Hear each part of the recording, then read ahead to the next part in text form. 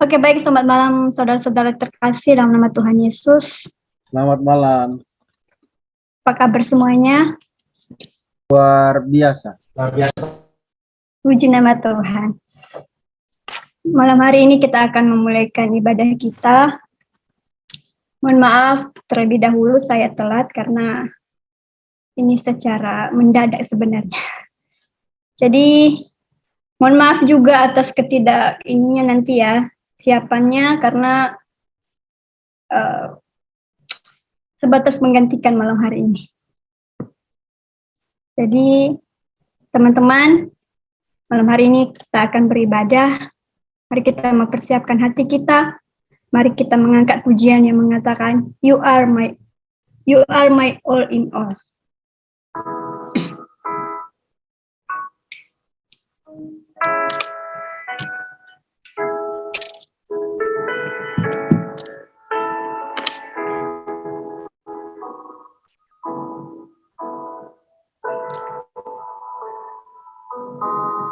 You are my strength when I am weak. You are the treasure that I seek. You are my all in all. Seeking you as a praise you will. Lord, to give up, I'd be a fool. You are my all in all. Jesus, Lamb of God, worthy is your name. Jesus, Lamb of God, worthy is your name. Taking my sin, my cross, my shame, rising again, I bless your name. You are my all in all. When I fall down, you pick me up. When I am dry, you fill my cup. You are my all in all. Jesus, Lamb of God, worthy is your name. Jesus, Lamb of God, worthy is your name. Jesus, Lamb of God, worthy is your name. Jesus, Lamb of God, worthy is your name. Jesus, Lamb of God, worthy is your name.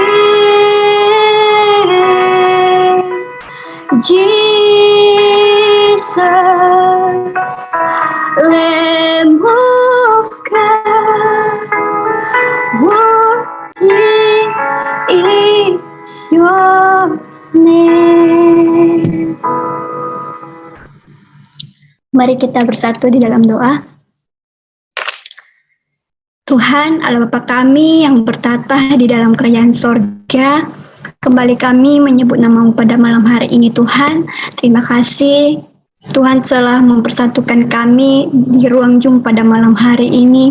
Itu semua karena kasih anugerah Tuhan di dalam kehidupan kami. Tuhan Yesus, pimpin ibadah kami sepanjang malam hari ini. Semoga ibadah kami bisa berjalan dengan baik. Tuhan, Engkau berkati kami yang melayani Engkau pada malam hari ini, Tuhan. Engkau berkati sinyal yang kami gunakan pada malam hari ini, Tuhan. Dan semoga nama-Mu selalu kami muliakan, Tuhan. Tuhan Yesus, ini doa dan permohonan kami, kiranya Tuhan bersama-sama dengan kami dari awal sampai pertengahan hingga kami akhir. Nah, dalam nama Tuhan Yesus kami sudah berdoa dan mengucap syukur. Haleluya. Amin. Oke, mari kita bersorak-sorai bagi nama Tuhan dengan lagu pujian mengatakan, suka-sukamu Tuhan.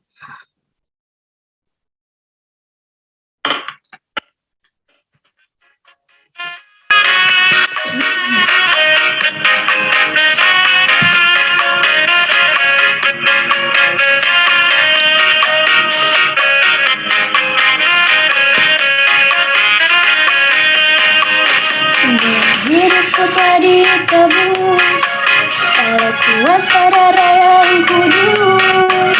Sekarang hidupku bukan milikku lagi.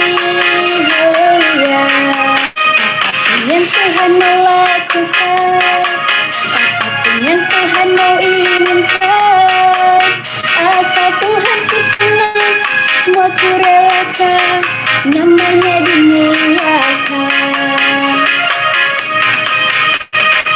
Suka-sukamu Tuhan, suka-sukamu Tuhan, suka-sukamu Tuhan, suka-sukamu Tuhan, suka-sukamu Tuhan, suka-sukamu Tuhan, suka-sukamu Tuhan, suka-sukamu Tuhan.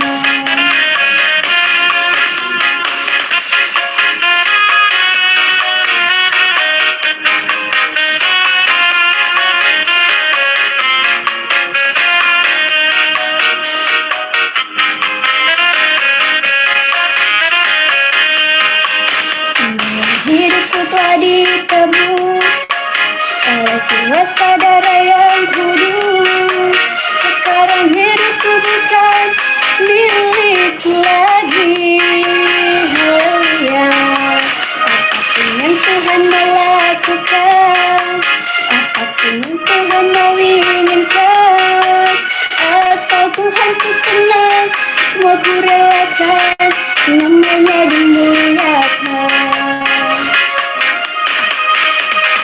Suka-sukamu Tuhan, suka-sukamu Tuhan, suka-sukamu Tuhan, suka-sukamu Tuhan, suka-sukamu Tuhan, suka-sukamu Tuhan, suka-sukamu Tuhan, suka-sukamu Tuhan, suka-sukamu Tuhan, suka-sukamu Tuhan, suka-sukamu Tuhan, suka-sukamu Tuhan, suka-sukamu Tuhan, suka-sukamu Tuhan, suka-sukamu Tuhan, suka-sukamu Tuhan,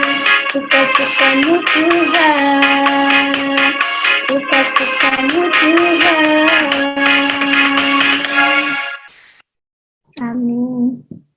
Sekarang kita akan mempersiapkan hati pemikiran kita, di mana sebentar lagi kita akan mendengarkan firman Tuhan yang akan disampaikan oleh hambanya. Namun sebelum kita berdoa, mari kita mengangkat pujian mengatakan, Rohmu yang hidup. Setelah pujian saya serahkan dalam sama pengkhotbah.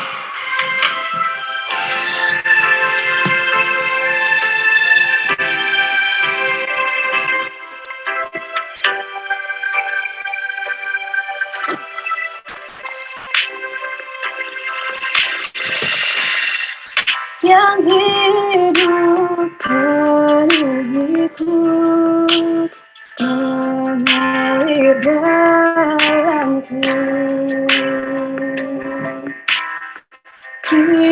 aku tenang bersamamu dalam naunganmu. Buka hati untuk jamahanmu, berserah penuh di hadiratmu. Kau ambil alih seluruh hidupku, di altarmu menyembahmu.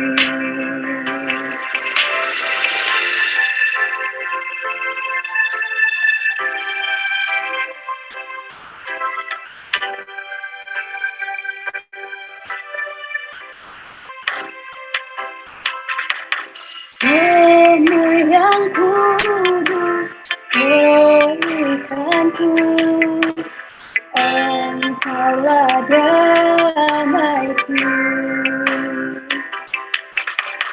Ku hidup oleh anugerahmu yang menyertaiku,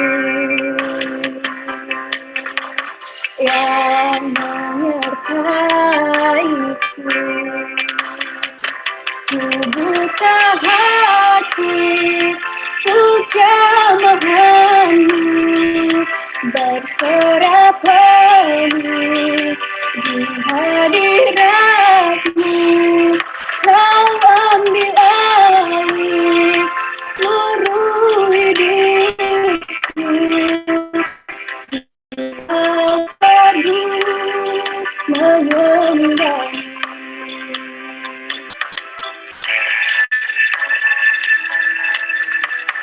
Rohmu yang hidup penuhiku, datang urapiku.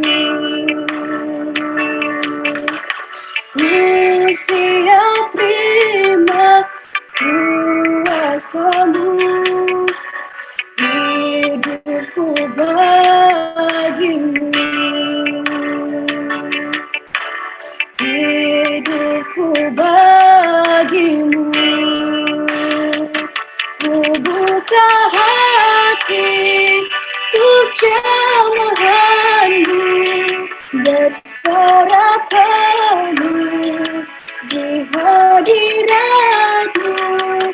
Kau ambil alih seluruh hidupku, di altarmu menyembahmu. Ku buka hati untuk jamahanmu, berserah penuh di hadiratmu. Kau ambil alih seluruh hidupku, di altarmu menyembahmu, di altarmu menyembahmu.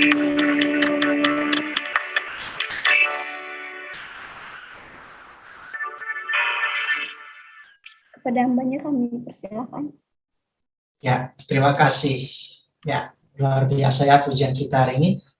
Ya, teman-teman, suara saya kedengaran? Salam semuanya.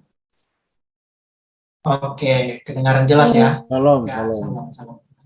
Ya, mungkin teman-teman sudah kenal saya ya, dan tahu saya pengurus energi ya, bagian media. Oke, kita nggak perlu basa-basi, kita langsung saja kita mendengarkan bersama-sama, merenungkan dan mendengarkan firman Tuhan pada malam hari. Mari kita berdoa. Bapa dalam surga, kami mengucap syukur atas kasih berkat yang luar biasa yang Kau berikan bagi kami ya Tuhan. Hari ini hamba-Mu akan berbicara, berkata-katalah di dalam hati hamba-Mu ini, biarlah setiap yang keluar dari mulut hamba-Mu sesuai dengan firman-Mu ya Tuhan, yang melalui Roh Kudus yang mengajarkan, yang berkata-kata dalam hamba-Mu ini. Berkati juga saudara-saudari yang di dalam Zoom, biarlah juga mereka mengerti dan memahami dan melakukan firman itu di dalam kehidupan mereka. Berdoa juga buat teman-teman yang masih belum hadir, biarlah mereka juga, Tuhan berkati mereka dimanapun mereka berada. Terima kasih ya Tuhan, kami akan mendengarkan firman. Dalam nama Tuhan Yesus kami berucap syukur. Amin. Ya, teman-teman yang terkasih dalam Tuhan, tema kita hari ini yaitu awasi pengajaran. Saya mengajak teman-teman untuk membuka Alkitab yang terambil dari 1 Timotius 4. 1 Timotius 4 ayat 11 sampai 16. Saya minta tolong satu orang yang membacakan buat kita. Siapa yang berkenan hati untuk membacakannya bagi kita. Dari 1 Timotius 4 ayat 11 sampai 16. Ya, silakan siapa yang bisa membacakan bagi kita. Oke, begini bunyi firman Tuhan. 1 Timotius 4 ayat 1 sampai 11.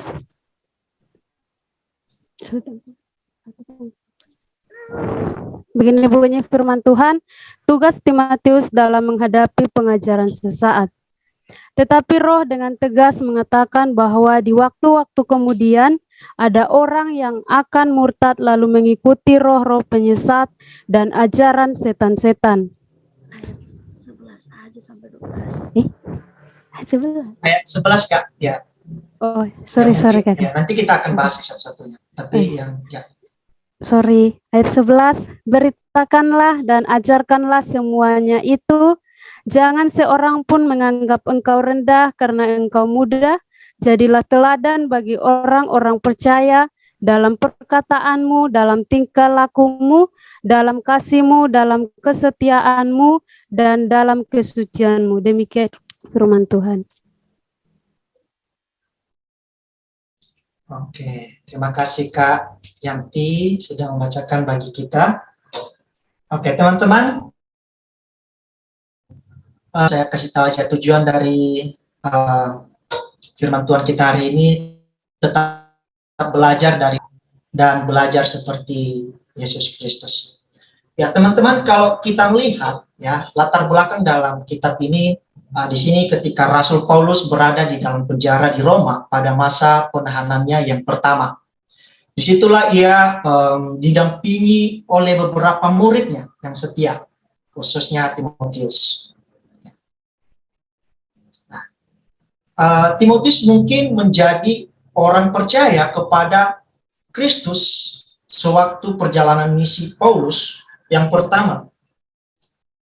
Setelah Rasul Paulus bebas, Rasul Paulus awalnya berniat untuk pergi ke Spanyol, tetapi ia menunda rencana itu, teman-teman, karena ia memilih pengunjungan lebih dahulu ke jemaat di wilayah-wilayah timur. Dan Rasul Paulus juga membawa beserta Timotius dalam perjalanan misinya yang kedua dan yang ketiga mengunjungi jemaat-jemaat di Asia Kecil. Nah, selama pengunjungannya itu, Paulus meninggalkan Timotius di Efesus. Teman-teman bisa dilihat di 1 Timotius 1 ayat 3. Ya, dengan tugas untuk melanjutkan pembinaan jemaat-jemaat di sana, khususnya dalam menanggulangi ajaran-ajaran sesat di jemaat Efesus itu pada waktu itu. Nah, pada waktu dekat, Paulus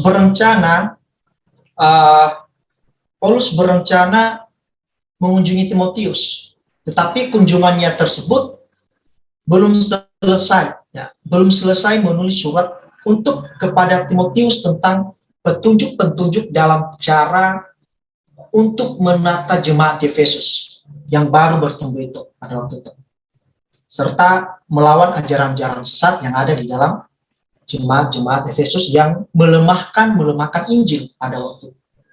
Jadi surat ini memberitakan kesan bahwa Rasul Paulus memang menyiapkan muridnya ini Timotius sebagai generasi penerus pelayanannya. Nah, teman-teman, pembahasan tentang tema kita pada malam hari yang perlu kita perhatikan, awasi pengajarannya. Yang pertama, apa itu awasi? Ya. kata awas dituliskan kepada muridnya. Di sini Timotius mengartikan sebuah peringatan atau kita berhati-hati gitu. Sama seperti peringatan yang sering kita menjumpai kata-kata peringatan semacam yang tertulis di mana-mana. Misalnya, awas ada tikungan tajam, misalnya gitu ya kan. Itu peringatan. Awas ada perbaikan jalan. Awas banyak anak sekolah dan banyak sebagainya. Jadi dalam peringatan-peringatan tersebut dibuat untuk menyelamatkan diri kita dan orang lain juga. Ya. Sebab jika melanggar, maka akan juga berisiko membahayakan bagi diri kita dan begitu juga dengan orang lain. Yang kedua, pengajaran.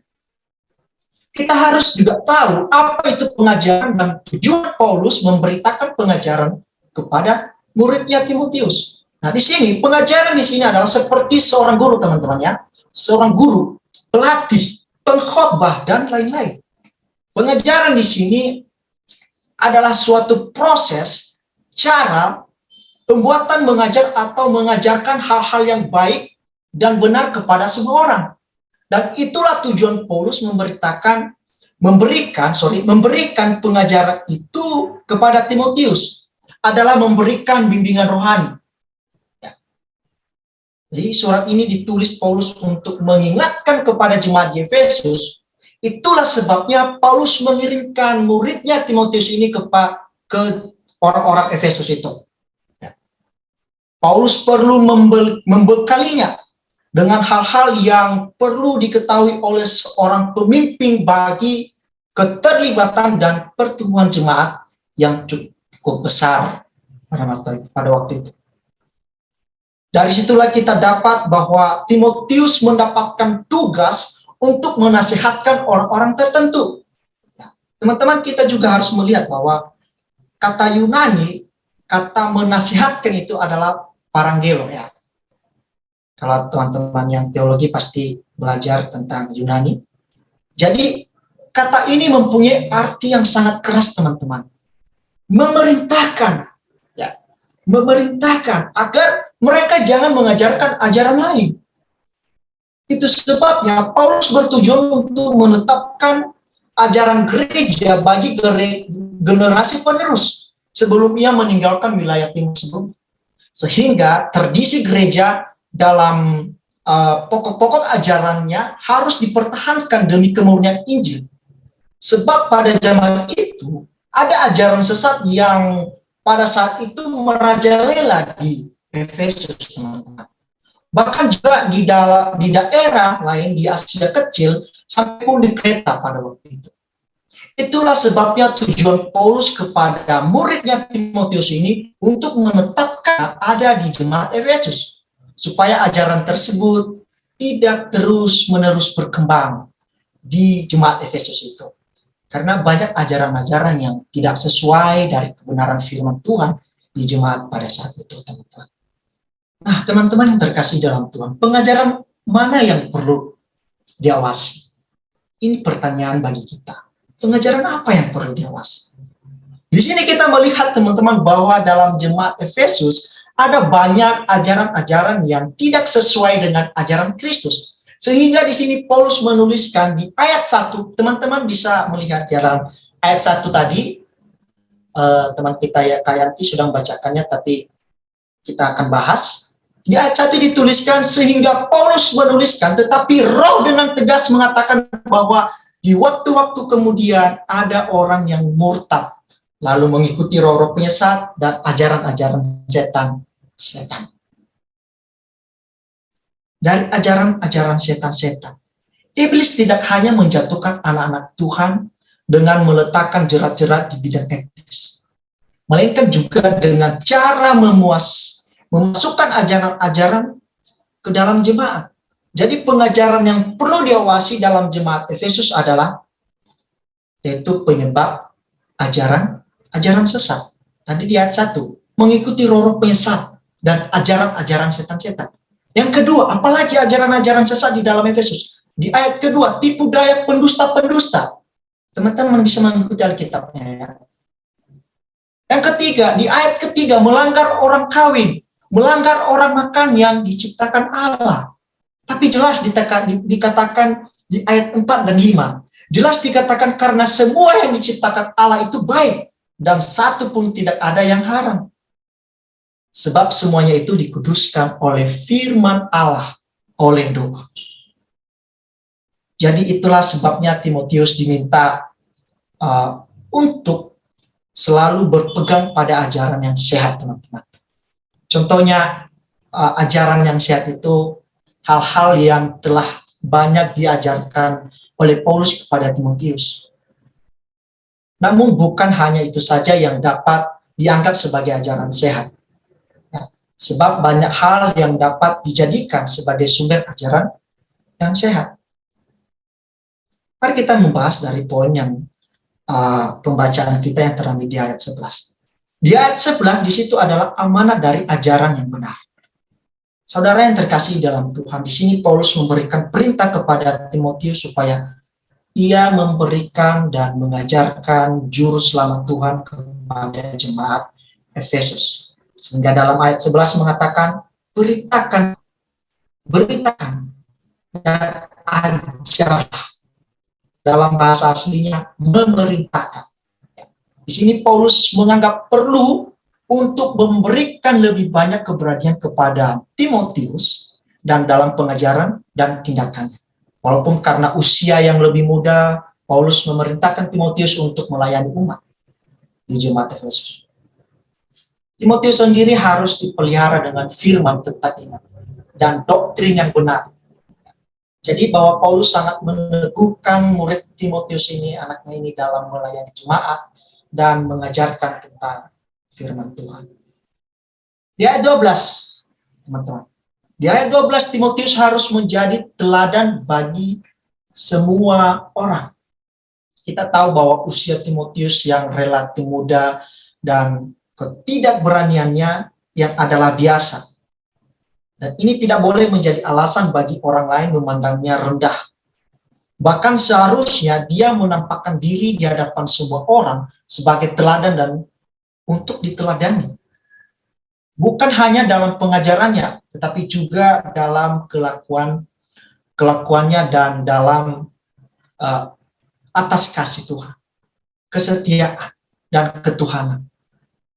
Dalam hal ini juga, Paulus ingin mentabahkan hati Timotius dengan mengatakan bahwa orang tidak akan menganggap dia remeh bila dia menjadi teladan bagi orang-orang percaya, karena kewibawahan seorang pemimpin rohani tidak terletak di dalam hal-hal lahiriah seperti usia, kekayaan, kepintaran, melainkan dalam teladan hidup. Bila mana percaya melihat di dalam diri seorang pemimpin pencerminan Yesus Kristus, maka dengan sendirinya mereka akan menghormatinya dalam perkataan kita, dalam tingkah laku kita. Teman-teman, ini artinya bahwa perbuatan seorang pemimpin rohani harus sama dengan perkataannya. Oleh sebab itu, keteladanan harus diwujudkan dalam dua hal. Keteladanan dalam tingkah laku harus nampak dalam kasih kita dan kesetiaan dan dalam kesucian kita. Ayat 13, Timotius harus bertekun dalam membaca kitab suci. Teman-teman, jelas bahwa di sini bertekun dalam membaca kitab-kitab suci, Timotius harus mengutamakan dalam pengajarannya sesuai dengan kitab-kitab suci. Memberi semangat dan nasihat dalam ajaran berupa khotbah berdasarkan pembacaan kitab suci dan mengajarkan sesuai dengan kebenaran firman Tuhan. Sama kita kalau ada banyak kita melihat pengkhotbah besar atau di dalam YouTube, mereka tidak lari dalam pembicaraan. Sesuai mereka itu sesuai berpatokan dalam berbicara Alkitab yang mereka angkat itu. Mereka tidak lari kemana-mana. Sesuai dengan firman Tuhan. Itu yang dimaksudkan Alkitab ini. Timotius harus melakukan pengajaran yang sesuai dengan kitab-kitab suci. Ayat 14. Timotius harus menjalankan karunianya. Ya. Teman-teman, karunia yang dimaksudkan dengan karunia di sini bukanlah suatu karunia roh dari diri kita, melainkan karunia dalam hati yang luas, yaitu kuasa roh yang diperlukan untuk melakukan tugas pelayanan. Ya. Dengan kuasa roh yang diperlukan untuk melakukan tugas pelayanan, dengan menginginkan bahwa Timotius yang ia terima, Timotius dikuatkan kembali oleh imannya. Kemudian Paulus menguatkan Timotius untuk mengingatkan akan nubuat yang diucapkan kepadanya saat pengumpangan tangan oleh sidang penatua.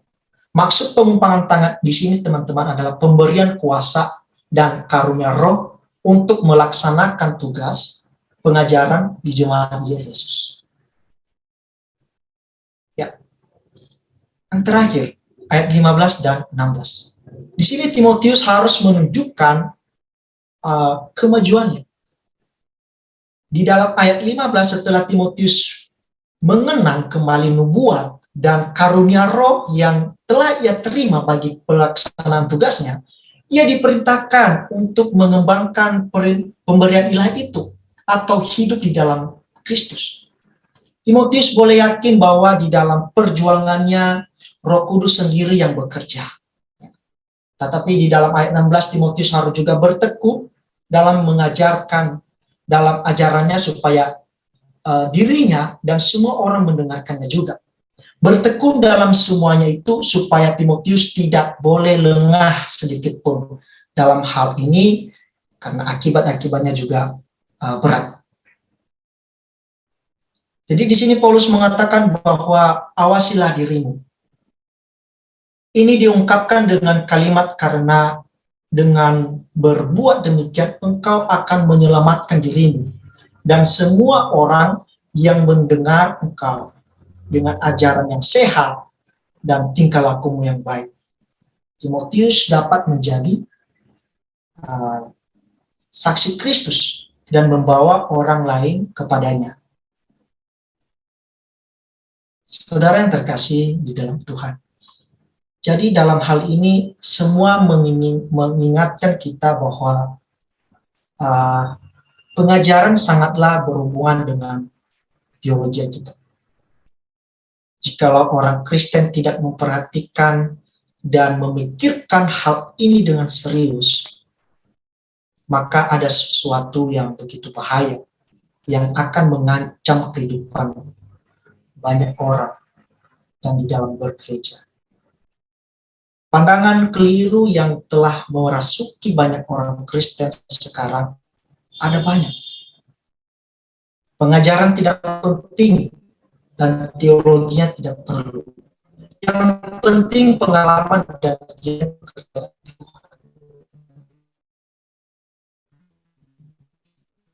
padahal benar, maka segala pelayanan kita tidak mempunyai arah dan tujuan kita.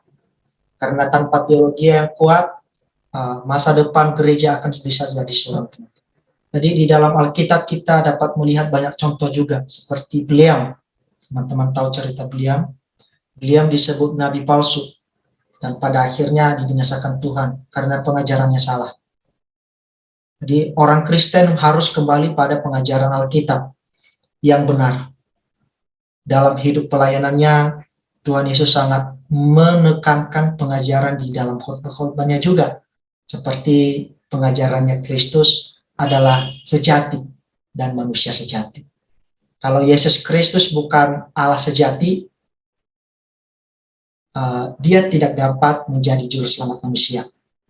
Kalau dia hanya manusia sejati, tetapi bukan Allah, maka dia tidak dapat membangkitkan darinya dari antara orang mati. Dan kalau Yesus bukan manusia sejati, dia tidak akan dapat mati di atas kayu salib untuk menggantikan saya dan saudara. Jadi setiap kita orang Kristen harusnya terdidik dalam ajaran dasar iman Kristen dan ajaran yang sehat. Ajaran yang sehat dalam kekristenan dikaitkan dengan kesalehan yang ditunjukkan dengan ketaatan kepada Yesus Kristus. Dan Injil di dalam seluruh bidang kehidupan kita. Karena itu kita harus memiliki komitmen untuk belajar dan diajar dalam ajaran Alkitab yang sehat secara eksposisi dan penerapan yang tepat di dalam kehidupan kita. Dan untuk bagaimana dengan kita dalam hal ini, teman-teman? Apakah kita sudah pernah melakukan ajaran yang benar dan yang sehat kepada sesama kita? Apakah juga kita sudah menceritakan kebenaran kita kepada sesama kita?